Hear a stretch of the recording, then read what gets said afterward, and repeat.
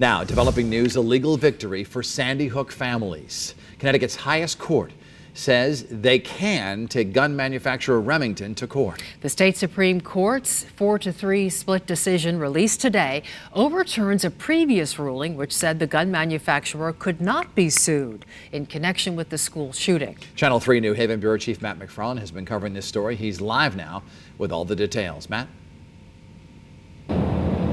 Well, Dennis and Denise, attorneys for Remington had argued that federal law protects gun manufacturers from lawsuits if their products are used in a crime. Now, for the most part, the Connecticut State Supreme Court agreed with the lower court's ruling. But as you said, that split decision, that four-person majority, they ruled that the lawsuit could go forward based on how the guns are marketed. I can't say I'm excited by this ruling. I wish I was never here. But what we've said from the outset is, all we want is our day in court. And now Ian Hockley and a group of Sandy Hook family members will potentially get that day. The Connecticut Supreme Court narrowly overturned a lower court's ruling dismissing their lawsuit against Remington, the makers of the gun used by Adam Lanza. Nobody's above the law.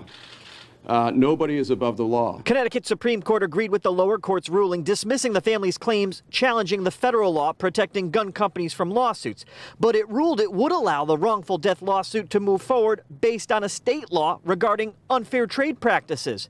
Quote, if the defendant's marketing materials did in fact inspire or intensify the massacre, then there are no more direct victims than these plaintiffs. That is to say, if these plaintiffs cannot test the legality of the defendant's advertisements, then no one can. I, too, wish that we didn't have to be here at all. That would be ideal. But here we are, and there is a reason that this particular consumer product is the one that is used by people who want to inflict the most damage. And we've seen an example of that time and time again in the 6 years, almost 6 years since my son and his classmates and teachers were murdered. Remington has argued they're not responsible for what happened back in December of 2012, saying Lanza's mother bought the gun legally. But families have claimed the AR-15 style rifle was not just too dangerous for the public, but that Remington glorified the weapon through its marketing. That reason very likely partially resides in the information we can now look at.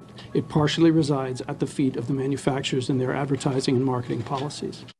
Now, Remington has not commented. This ruling means that this now can head towards trial. But again, this was a 4-3 split decision. We're going to have more on that part of the story coming up tonight at 6. We're live with the mobile newsroom. Matt McFarland, Channel 3 Eyewitness News.